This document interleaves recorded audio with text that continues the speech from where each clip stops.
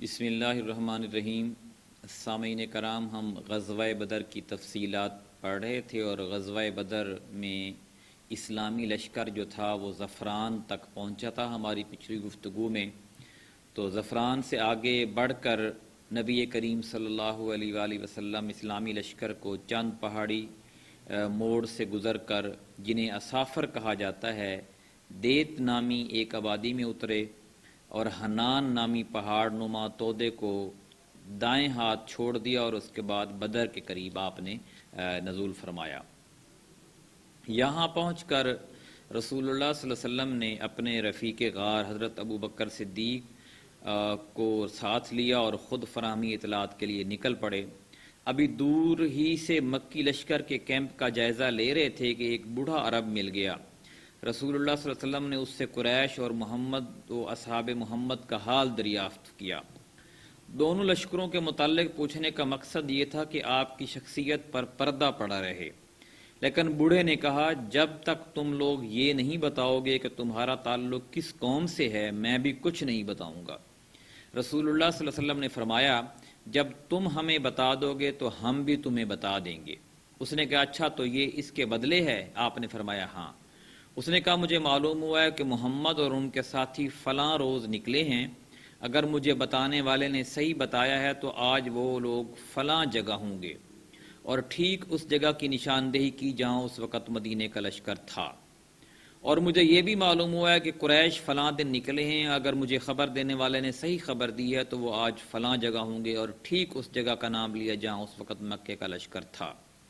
جب بوڑھا اپنی بات کہہ چکا تو بولا، اچھا اب یہ بتاؤ کہ تم دونوں کس سے ہو؟ رسول اللہ صلی اللہ علیہ وسلم نے فرمایا کہ ہم لوگ پانی سے ہیں، اور یہ کہہ کر واپس چل پڑے۔ بوڑھا بکتا رہا، پانی سے ہیں؟ کیا عراق کے پانی سے ہیں؟ اسی روز شام کو آپ نے دشمن کے حالات کا پتہ لگانے کے لیے نئے سرے سے ایک جاسوسی دستہ روانہ فرمایا۔ اس کارروائی کے لیے مہاجرین کے 3 قائد حضرت علی ابن ابی طالب، حضرت زبیر بن عوام اور حضرت سعد بن ابی وقاص کی ایک جماعت کے ہمراہ روانہ کیا۔ یہ لوگ سیدھے بدر کے چشمے پر پہنچے۔ وہاں 2 غلام مکی لشکر کے لیے پانی بھر رہے تھے، انہیں گرفتار کر لیا اور رسول اللہ صلی اللہ علیہ وسلم کی خدمت میں حاضر کیا۔ اس وقت آپ نماز پڑھ رہے تھے۔ صحابہ نے ان دونوں سے حالات دریافت کیے۔ انہوں نے کہا، ہم قریش کے سقے ہیں، یعنی ماشکی ہیں، پانی بھرنے والے۔ انہوں نے ہمیں پانی بھرنے کے لیے بھیجا ہے۔ قوم کو یہ جواب پسند نہ آیا۔ انہیں توقع تھی کہ یہ دونوں ابو سفیان کے آدمی ہوں گے، کیونکہ ان کے دلوں میں ابھی بھی بچی کھچی آرزو رہ گئی تھی کہ قافلے پر غلبہ حاصل ہو۔ چنانچہ صحابہ نے ان دونوں کی ذرا سخت پٹائی کر دی اور انہوں نے مجبور ہو کر کہہ دیا کہ ہاں، ہم ابو سفیان کے آدمی ہیں۔ اس کے بعد مارنے والوں نے ہاتھ روک لیا۔ رسول اللہ صلی اللہ علیہ وسلم نماز سے فارغ ہوئے تو ناراض ہوئے اور فرمایا، جب ان دونوں نے صحیح بات بتائی تو آپ لوگوں نے پٹائی کر دی، اور جب جھوٹ کہا تو چھوڑ دیا۔ خدا کی قسم ان دونوں نے صحیح کہا تھا، یہ قریش کے آدمی ہیں۔ اس کے بعد آپ نے ان دونوں غلاموں سے فرمایا، اچھا اب مجھے قریش کے متعلق بتاؤ۔ انہوں نے کہا، یہ ٹیلہ جو وادی کے آخری دہانے پر دکھائی دے رہا ہے، قریش اس کے پیچھے ہیں۔ آپ نے فرمایا، لوگ کتنے ہیں؟ انہوں نے کہا، بہت ہیں۔ آپ نے پوچھا، تعداد کتنی؟ انہوں نے کہا، ہمیں معلوم نہیں۔ آپ نے فرمایا، روزانہ کتنے اونٹ ذبح کرتے ہیں؟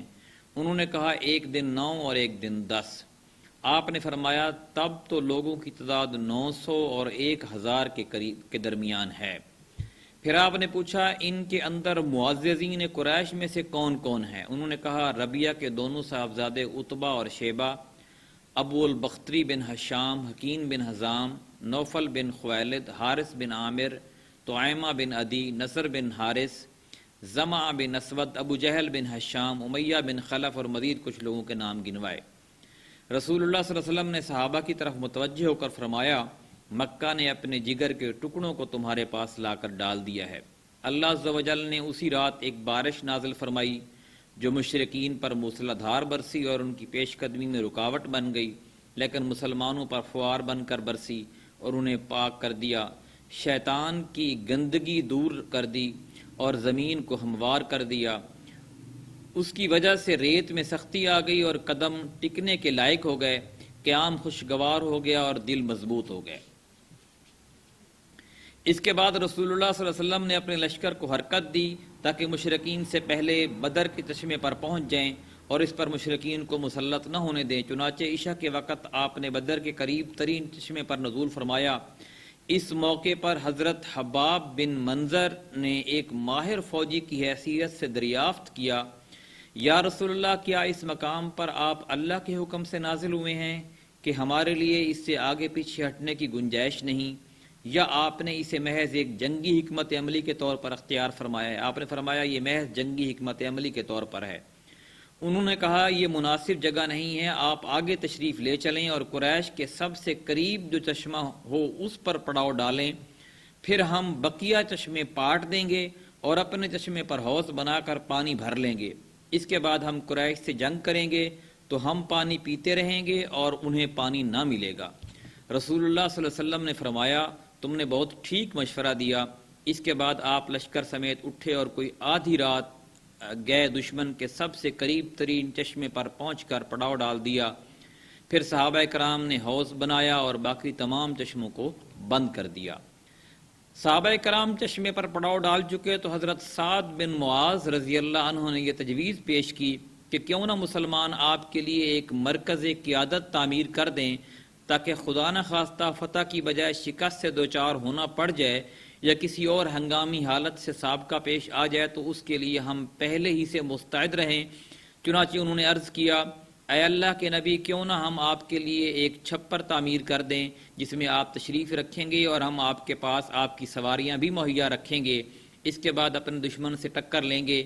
اگر اللہ نے ہمیں عزت بخشی اور دشمن پر غلبہ عطا فرمایا تو یہ وہ چیزیں ہوں گی جو ہمیں پسند ہیں، اور اگر دوسری صورت پیش آ گئی تو آپ سوار ہو کر ہماری قوم کے ان لوگوں کے پاس جا رہیں گے جو پیچھے رہ گئے۔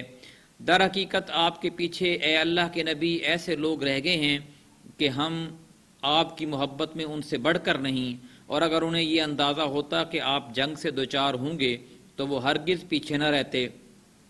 اللہ ان کے ذریعے آپ کی حفاظت فرمائے گا اور آپ کے خیر خواہ ہوں گے اور آپ کے ہمراہ جہاد کریں گے۔ اس پر رسول اللہ صلی اللہ علیہ وسلم نے ان کی تعریف فرمائی اور ان کے لیے دعائے خیر کی، اور مسلمانوں نے میدان جنگ کے شمال مشرق میں ایک اونچے ٹیلے پر چھپڑ بنایا جہاں سے پورا میدان جنگ دکھائی پڑتا تھا۔ پھر آپ کے اس مرکز قیادت کی نگرانی کے لیے حضرت سعد بن معاذ رضی اللہ عنہ کی کمان میں انصاری نوجوانوں کا ایک دستہ منتخب کر دیا گیا۔ لشکر کی ترتیب اور شب گزاری سے انشاءاللہ ہم کل سے باقاعدہ کریں گے آغاز۔